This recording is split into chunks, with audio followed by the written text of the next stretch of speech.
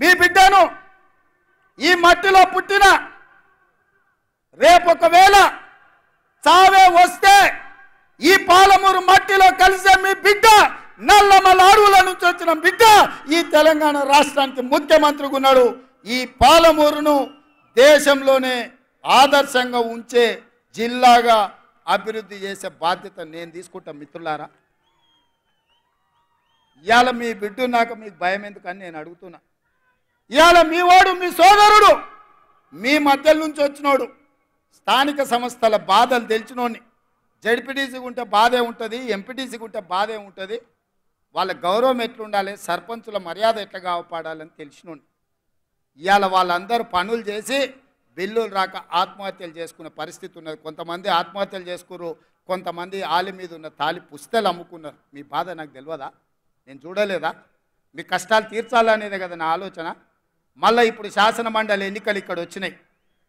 మన ఎమ్మెల్యే కసిరెడ్డి నారాయణ రెడ్డి రాజీనామా చేస్తే శాసన మండలి ఎన్నికలు వచ్చినాయి. తొందరలోనే ఈ ఎన్నికల్లో పార్టీ పరంగా జీవన్ రెడ్డిని అభ్యర్థిగా ఏఐసిసి ప్రకటించబోతుంది. శాసన మండలి ఎన్నికల్లో ఆనాడు నన్ను ఎట్లయితే గెలిపించారో కాంగ్రెస్ పార్టీ తరఫున జీవన్ రెడ్డిని ఈ పాలమూరు శాసన మండలి ఎన్నికల్లో గెలిపించండి. ఈ రాష్ట్రానికి ఈ జిల్లాకు ఉపయోగపడతాడు. ఎంపీటీసీల జడ్పీటీసీల మర్యాద కాపాడతాడు. మీ పెండింగ్ బిల్లులను విడుదల చేపించే బాధ్యత జీవన్ తీసుకుంటాడు. సహకరించే బాధ్యత నేను తీసుకుంటా. ఇదే కాదు మిత్రులారా, ఇవాళ ఆలోచన చేయండి. కేసీఆర్ టీఆర్ఎస్ వాళ్ళు మాట్లాడుతున్నారు. కృష్ణానది జలాలలో 10 ఏళ్ళైన ప్రాజెక్టులు పూర్తి చేయలే.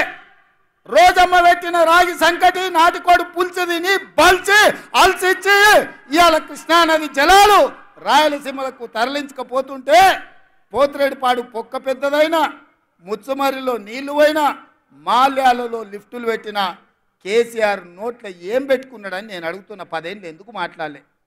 మేము వచ్చినాక కొట్లాడి మేము ఆపాలనే ప్రయత్నం చేస్తుంటే మా కాళ్ళలో కట్టె పెడుతున్నాడు, మా కాళ్ళు పట్టి గుంజుతున్నాడు.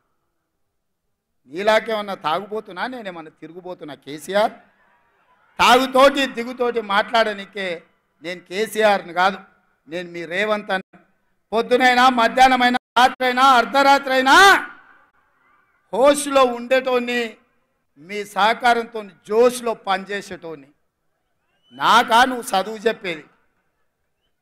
ఇవాళ ఆయన కోరిక అంత ఒక్కటే, ఈ పిల్లగాడు అయ్యిండు, నా కొడుకుని చేద్దాం అనుకున్నా, నా తర్వాత కానీ పిల్లగాడు అయ్యిండు, గా పాలమూరోడు అయ్యిండు అని మన మీద అసూయతోని ద్వేషం కక్కుతున్నాడు. సిగ్గుండాలని కేసీఆర్.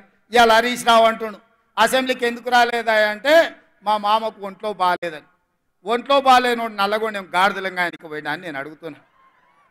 మొన్నటి ఎన్నికల్లో ప్రజలు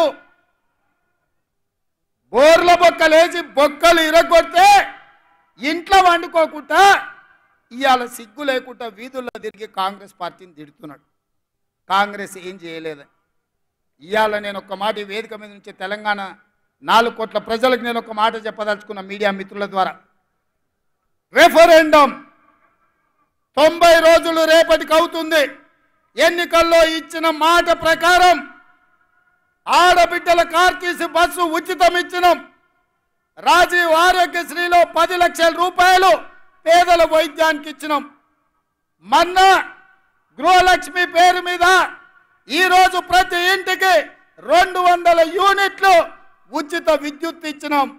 ప్రతి ఆడబిడ్డలకు కట్టెల పొయ్యి నుంచి విముక్తి కలిగించి ఆనాడు సోనియమ్మ దీపం పథకం తెచ్చి గ్యాస్ పొయ్యి సిలిండర్ ఇచ్చి 400కి సిలిండర్ ఇస్తే కేడీ మోడీ కలిసి 1200 చేసిరు. ఎన్నికలప్పుడు ఆడబిడ్డల కష్టాలు తీరడానికి 500 రూపాయలకే సిలిండర్ ఇస్తామని చెప్పినాం, ఇచ్చి చూపించినాం. తొందరలోనే పేదవాడికి సొంతింటి కళ నెరవేరడానికి ఇందిరమ్మ ఇండ్లు ఈ నెల 11 తారీఖు నాడు ప్రారంభించబోతున్నాం. ప్రతి నియోజకవర్గంలో పేదవాడికి ఇల్లు ఇవ్వడానికి 3500 ఇండ్లు ప్రతి నియోజకవర్గంలో ఆల్రెడీ మంజూరు చేసినాం. పేదలకు ఇండ్లు ఇవ్వబోతున్నాం.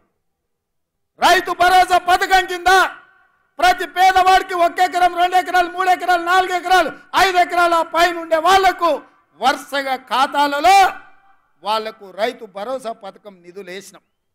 ప్రభుత్వ ఉద్యోగులకు, కాంట్రాక్ట్ ఉద్యోగులకు, అవుట్సోర్సింగ్ ఉద్యోగులకు జీతం ఎప్పుడు వస్తుందో తెలియదు, వీళ్ళు ఎట్లా గడవాళ్ళను తోయదు. అట్లాంటి పరిస్థితిలో ప్రతి నెల 1వ తారీఖు నాడు ప్రభుత్వ ఉద్యోగులకు, పెన్షన్దారులకు 1వ తారీఖు నాడు జీత భత్యాలు ఇచ్చి వాళ్ళు కూడా మన వాళ్ళే, మన కుటుంబ సభ్యులే అని చెప్పి ఇవాళ వాళ్ళు జీత భత్యాలు ఇచ్చినాం.